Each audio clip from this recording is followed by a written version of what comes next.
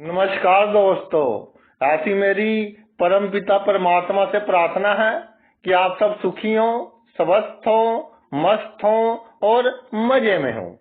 आज मैं आपकी सेवा में एक नया वीडियो लेकर हाजिर हुआ हूँ।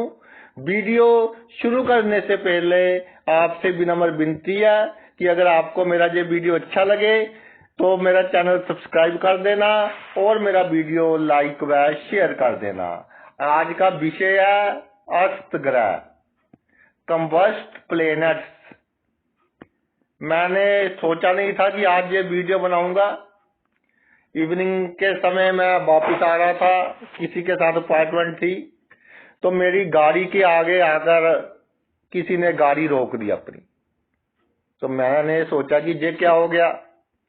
तो हमारे मित्र ही थे, तो वो बोलते हैं कि भाई साहब, मेरा जो शुक्र हफ्ता ये मुझे बहुत दुखी कर रहा है, बताइए मैं क्या करूं। तो मैंने उनको कहा कि भाई अब तो मैं थोड़ा बिजी हूं, आज मैं वीडियो ही बना दूंगा अस्त ग्रह के ऊपर, तो आप वो देख लेना। आपकी सारी की सारी जो शंकाएं हैं वो दूर हो जाएंगी कि ये अस्त ग्रह क्या है और कितना फल देते हैं। देखिए, सूर्य का मेन रोल है ग्रह को अस्त करने में। सूर्य के पास प्रकाश है, जो उस प्रकाश से ग्रह की जो पोजीशन है वो इस तरह की हो जाए कि हम धरती से उस ग्रह को ना देख सके। जैसे शुक्र है, ये 4 से 5 डिग्री का सूर्य के करीब हो अस्त हो जाता है। मंगल 7 से 8 डिग्री का हो जाता है। गुरु और शनि 9 से 10 डिग्री का हो जाता है। और चंद्रमा जितना सूर्य के नजदीक होता है, हम कहते हैं जी, उतना ही इमोशनली हमें सेटबैक देता है। बुध तो अस्त ही रहता है, तकरीबन 3 डिग्री 20 मिनट्स का जब सूर्य के पास हो तो अस्त हो जाता है। तो बुध तो अस्त ही रहता है। तो ये अस्त ग्रह जब हो जाते हैं तो ये हमें क्या सा फल देते हैं।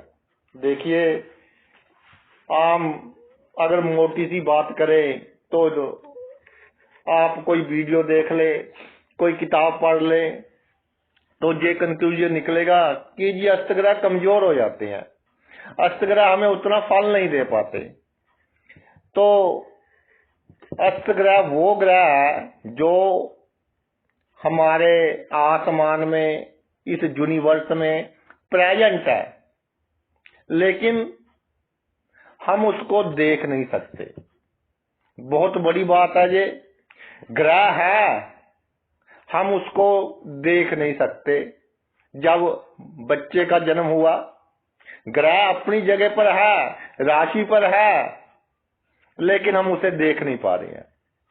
तो इसका अर्थ ये हुआ कि वो ग्रह गुप्त रूप से हमें लाभ देगा, वो ग्रह चमत्कारिक रूप से लाभ देगा, वो लाभ देगा जिसकी हमें उम्मीद ना होगी कि ये काम हम कर सकते हैं। लेकिन एक चीज का ध्यान रखना है कि जो ग्रह अस्त हो, उस ग्रह के जितने मामले हैं उसमें हमको ये मानकर चलना है कि हमें इनकी कम नॉलेज है। जैसे बुध अस्त है, तो बुध किसका कारक है? बुद्धि का कारक। और आप किसी को भी देख लें, अपने आप को देख लें, सभी कहते हैं जी मैं बुद्धिमान हूं, आई एम इंटेलिजेंट, जो मैं सोचता हूं ठीक सोचता हूं। तो बुध जब अस्त हो, आपने उसका फल लेना है ये सोचकर कि दूसरे की बुद्धि मुझसे बड़ी हो सकती है, तो उसको छोटा नहीं समझना। चाहे आपका दुश्मन है, चाहे आपने कोई काम करना है, तो ये सोचकर करना है कि मुझे अधिक मेहनत करनी है, अपनी बुद्धि का अधिक से अधिक उपयोग करना है। ये नहीं कि एक बार दिमाग में जो विचार आ गया वो विचार सही है। तो अधिकतर लोग बुद्धिमान इसलिए समझते हैं कि उनका बुध अस्त होता है। अब शुक्र की बात है। शुक्र पहली नजर में प्यार का कारक है। तो जिनका शुक्र अस्त होता है वो क्या करते हैं कि देखते ही किसी से प्यार हो गया, या किसी ने 4 मीठी बातें की और उस पर मरने मारने के लिए तैयार हो गए, सब कुछ लुटाने के लिए तैयार हो गए। किसी ने जातक की बात को काट दिया तो बहुत गुस्सा हो गए, और अगर आपको थोड़ा सा भी किसी ने दुख दे दिया तो आप बहुत अधिक दुखी हो गए, चिंता में हो गए। तो जब शुक्रस्थ हो तो हमने ये सोचना है कि जो बंदा जैसा दिखाई दे रहा है वैसा नहीं है, यानी कि फर्स्ट साइट में हमने किसी का इंप्रेशन बिल्कुल नहीं लेना, और फर्स्ट साइट का इंप्रेशन ही आपको खराब करेगा जब शुक्र अस्त हो। और जब मंगल अस्त हो जाता है तो मेन प्रॉब्लम ये आती है कि पहले जातक कोई काम करने से डरता रहेगा, कोई निर्णय लेने से डरता रहेगा, लेकिन एक स्टेज ऐसी आएगी कि जैसे गुस्सा नहीं आ जाता कि अब तो मैंने ये काम नहीं करना है, इतना टाइम हो गया सोचते को, तो गलत ढंग से काम कर देता है, दुस्साहस कर देता है। तो जब मंगल अस्त हो तो हमने पहले ही साथ रखकर काम करना है, तो हमारे सभी कार्य अच्छे होंगे। अब आ गया आपका गुरु और शनि, एक ही थाली के चट्टे वट्टे हैं ये दोनों।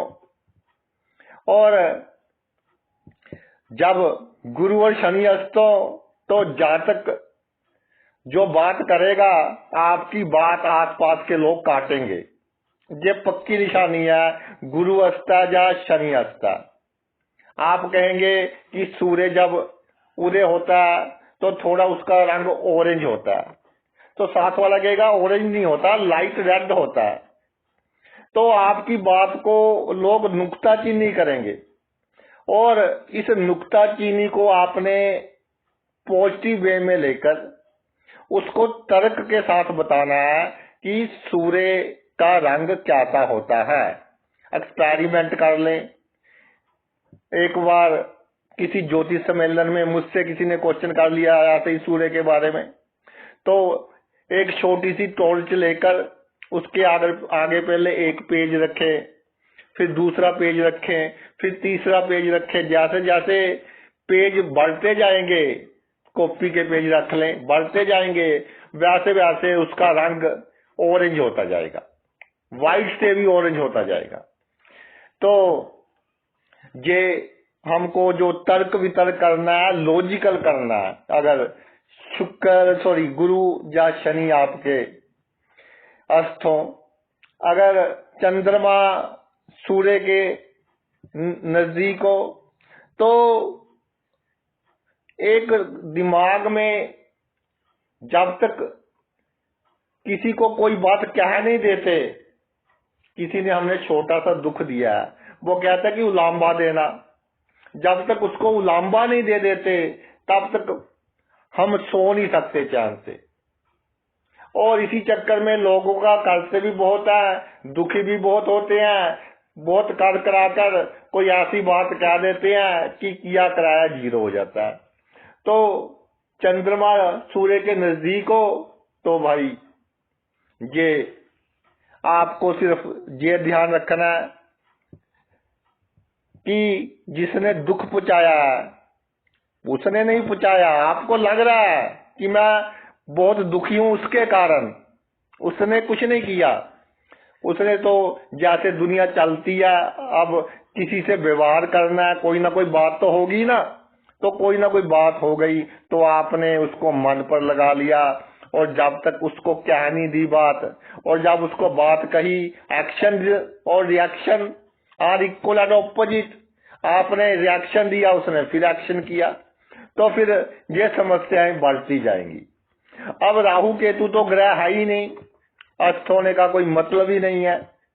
जब ग्रह ही नहीं है तो अगर सूर्य के पास हो राहु केतु, चंद्रमा के बिंदु है, सूर्य के पास हो, तो इनकी शरारतें बढ़ जाती हैं, यानी कि जातक का दिमाग शरारती हो जाता है अगर राहु नजदीक हो। और केतु हो तो डिटैचमेंट की भावना एकदम ही आती है, जैसे राजा कोई डिसीजन लेता है ना कि मैंने तो दुनिया छोड़ देनी है, और कोई बच्चा मान लीजिए IAS की तैयारी कर रहा है, पहले 10 दिन तो बहुत मेहनत करेगा, उसके बाद फिर घंटे पर आ जाएगा, आधे घंटे पर आ जाएगा। ऐसे ही सूर्य केतु का संबंध, एकदम तो बहुत ही उत्तेजना आ जाएगी कि मुझे नहीं चाहिए, ये दुनिया मेरे लिए नहीं है। उसके बाद फिर धीरे धीरे फास्ता चला जाएगा। और वो जो 10 दिन की टेंशन है वो आपके स्वास्थ्य को जितना खराब कर गई, तो उत्तेजना में आपने नहीं आना अगर राहु और केतु के साथ सूर्य हो और दोनों इकट्ठे विराजमान हो। अब हम आपको बता रहे हैं कि अस्त ग्रह आपको कैसे अच्छा फल देते हैं।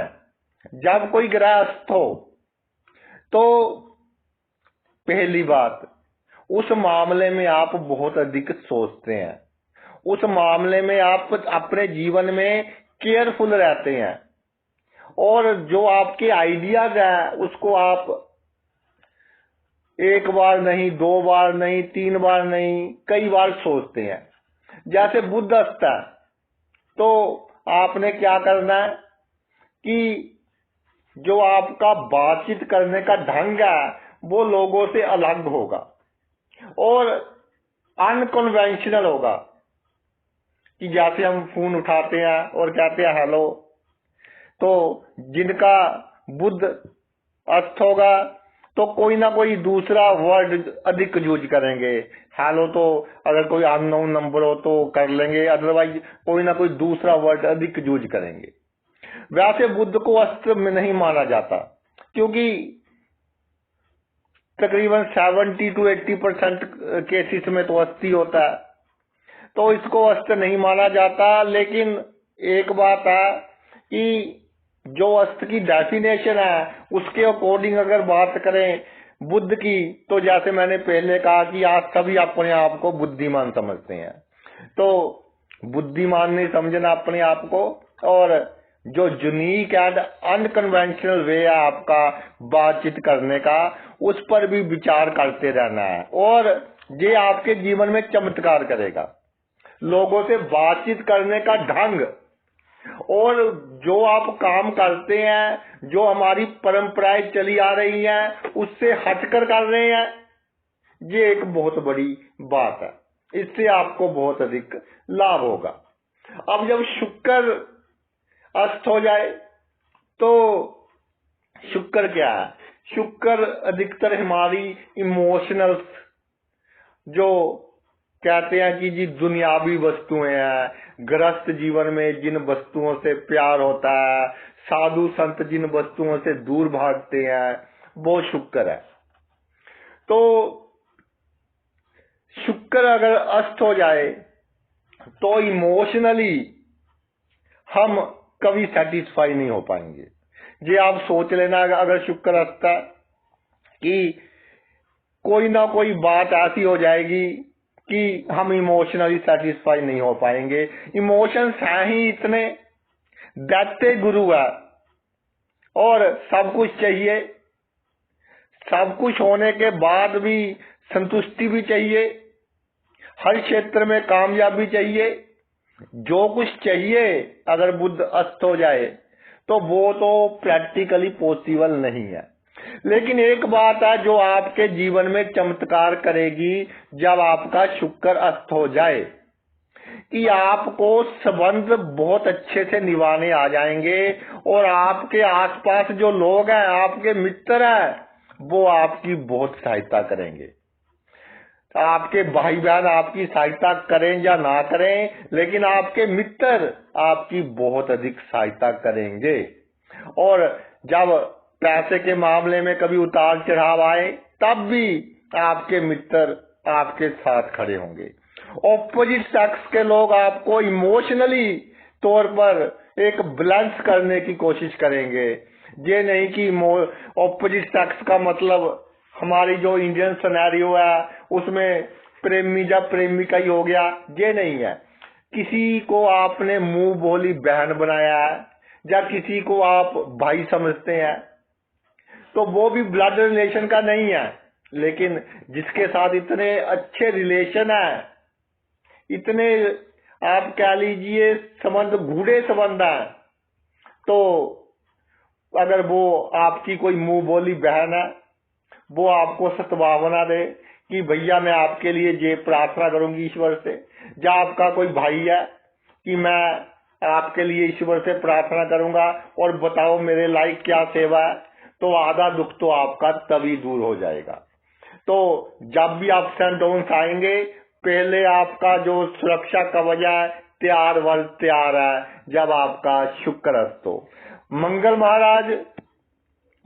महाराज जब अस्त हो जाए तो जे भाई क्या कि थोड़ा सा साहस की कमी दे देते हैं, और जिनके मंगल अस्त है उन्होंने अपना जीवन कैसे जीना है, ये मेरी बात समझ लीजिए कि आपके भाई बहन कितना ही आपसे प्यार कर रहे हैं। आज की डेट में आपके रिलेशन बहुत अच्छे हैं, और हम तो ईश्वर से कामना करते हैं कि भाई बहनों के बीच रिलेशन अच्छे रहे। लेकिन जब मंगल अस्त हो तो ये सोचकर चलना कि इनके साथ एक ना एक दिन प्रॉब्लम आएगी ही आएगी। बाकी डिपेंड करता है कि आपका तीसरा भाव कैसा है, 11वां भाव कैसा है, मेन तीसरा भाव काउंट करता है। तो फिर भी ये आपने सोचकर चलना है। और जब कोई ऐसी खबर मिल जाए कि आपको अच्छी ना लगे तो डरना नहीं। कोई प्रॉब्लम है, एक प्लानिंग से उसका हल ढूंढना है, और आप में जो शक्ति है बहुत अधिक है। आपका जब साहस उदय होता है, बड़े बड़े देखते रह जाते हैं। जैसे भगवान शिव जी भोले भंडारी, वो कहते हैं कि इनका तांडव रूप बहुत डेंजरस होता है। तो मंगल जब अस्त हो, जब जातक में साहस आता है, तो जैसे 1000 हाथियों का बल आ गया। और जब साहस में जातक काम करता है तो बड़े बड़े अपने आप को कहने वाले लोग एक साइड पर हो जाते हैं। जातक के चेहरे पर ऐसा नूर आ जाता है, क्योंकि जब साहस आता है सबसे पहले ये अपने अंदरूनी जो बल है उसको कायम करता है, इंटरनल फोर्स कायम करता है। उसके बाद बाहर के लोगों के साथ डील करता है। तो उस डीलिंग में जो मजा है, उस डीलिंग का जो इतिहास लिखा जाता है, कई वर्षों तक लिखा जाता है। जातक के मरने के बाद भी लोग याद करते हैं कि इस जातक ने इतना बड़ा काम किया था और किसी को उम्मीद नहीं थी। अगर आपका शनि महाराज ये अस्त हो जाए तो शनि और सूर्य एक दूसरे से कहते हैं जी कि प्रॉब्लम क्रिएट करते हैं एक दूसरे के लिए कि जी ये पिता पुत्र है, पिता में अहंकार बहुत है, पिता राजा है, पुत्र सेवक है, शनि सेवक है, तो विचार नहीं मिलते।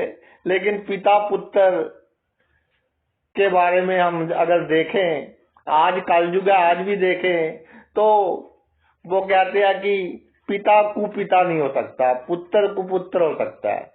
यानी सूर्य शनि को इतना नुकसान नहीं पहुंचा सकता। तो अस्त ग्रह कैसे होते हैं? सूर्य के कारण ही होते हैं। तो सूर्य क्या देगा? आपको थोड़ी स्ट्रगल दे देगा। स्ट्रगल भी एक उसका बहुत अधिक लाभ होगा कि आपको जीना आ जाएगा, दुनिया में बिहेव करना आ जाएगा। और एक सबसे बड़ी बात देगा, जब शनि अस्त हो, दूसरों की तरक्की देखकर आप जलेंगे नहीं, खुश होंगे। ये बहुत पॉजिटिव पॉइंट है। ये शनि अस्त की ब्यूटी है कि वो तरक्की कर रहा है, ईश्वर से आप प्रार्थना करेंगे कि हे ईश्वर, वो तरक्की कर रहा है मेरा पड़ोसी, तो बहुत अच्छा है, मुझे भी तरक्की देना। और इसीलिए जातक बहुत पॉपुलर होता है।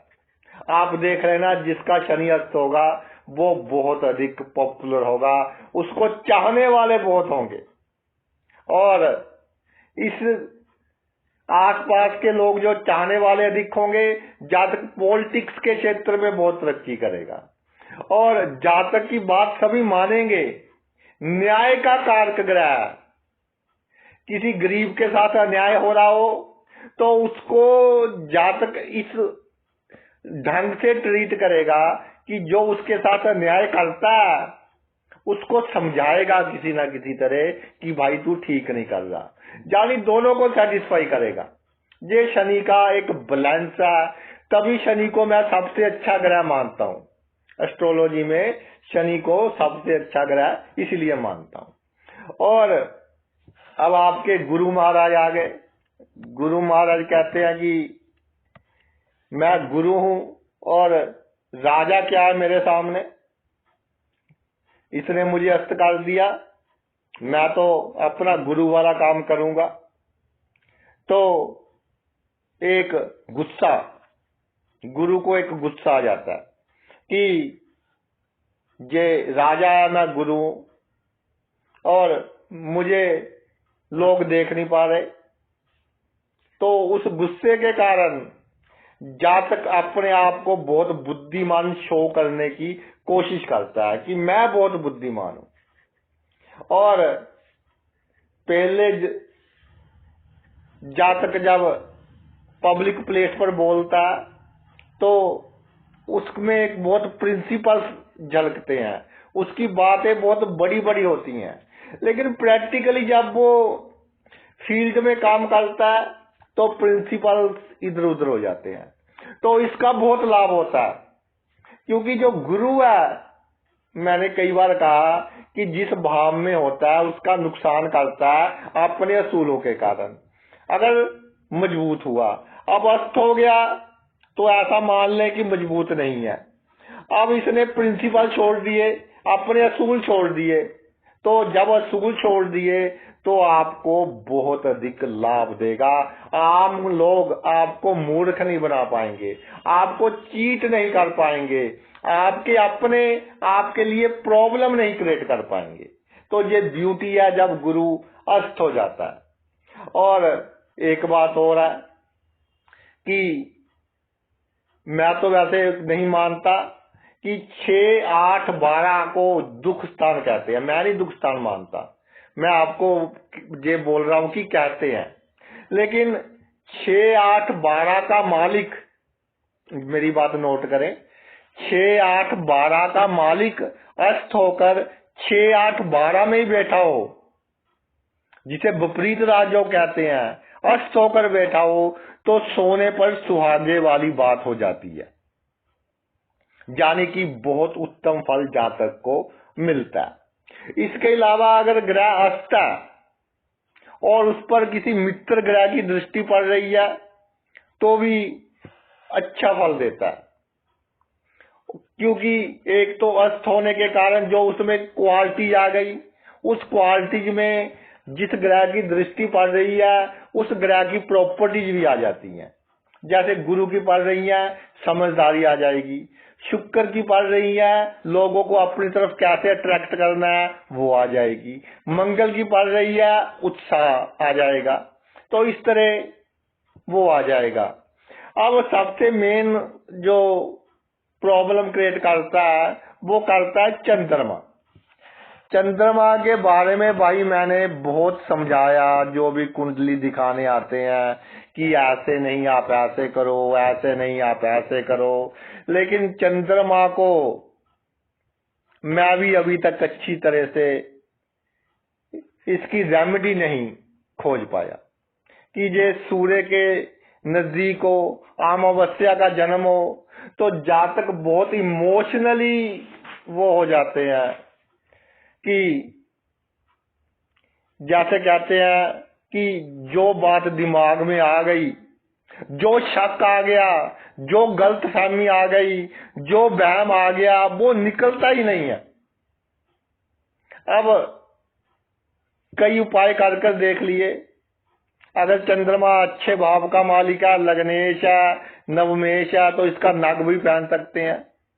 वैसे भी जितने अस्त ग्रह हैं, अगर केंद्र त्रिकोण के मालिक है या अच्छे भावों में विराजमान है तो उनके नग पहन सकते हैं, कोई प्रॉब्लम नहीं है। सिर्फ नीलम नहीं पहनना। चंद्रमा का नग भी पहन कर देख लिया, चंद्रमा का दान भी करवा कर देख लिया, कोई काम नहीं आया। काम क्या आया है वो मेरी बात नोट कर लें। अब काम आया है मेडिटेशन, सांसों पर ध्यान देना। ये चंद्रमा का आप कह लीजिए कि सबसे अचूक उपाय है, रामबाण उपाय है, जो फेल नहीं हो सकता। आपका अमावस्या का जन्म है, आपका चंद्रमा सूर्य के नजदीक है, एक आध घर आगे पीछे है, तो इमोशनली आप तभी स्टेबल होंगे जब भाई आप योगा करेंगे, मेडिटेशन करेंगे, तब आप में पॉजिटिवनेस आएगी। और अच्छी नींद लें, सपने कम देखें। और जैसे एक वर्ड है ना खुंदक, कि किसी ने आपको दुख पहुंचाया, जब तक उसका बदला नहीं ले लेते तब तक आपको शांति नहीं आती। तो इस प्रॉपर्टी को कम करें। नेचर अपना रोल अदा कर रही है। जो आपको दुख पहुंचाएगा, नाजायज पहुंचाएगा, आपके देखते ही देखते भाई वो प्रॉब्लम में आएगा, इसी जन्म में आएगा। कलयुग है, इसी जन्म में इंस्टेंट फल मिलता है जो आपके साथ प्रॉब्लम क्रिएट करता है। तो ये तो अष्ट ग्रहों के चमत्कार के ऊपर आज का वीडियो था कि अष्ट ग्रह आपको लक्की बनाते हैं, अष्ट ग्रह आपको धनी बनाते हैं, अष्ट ग्रह आपको पॉपुलर बनाते हैं। तो भाई आपने अपना इतना कीमती समय निकालकर ये वीडियो देखा, मैं तहे दिल से आपका आभारी हूँ। Thanks a lot.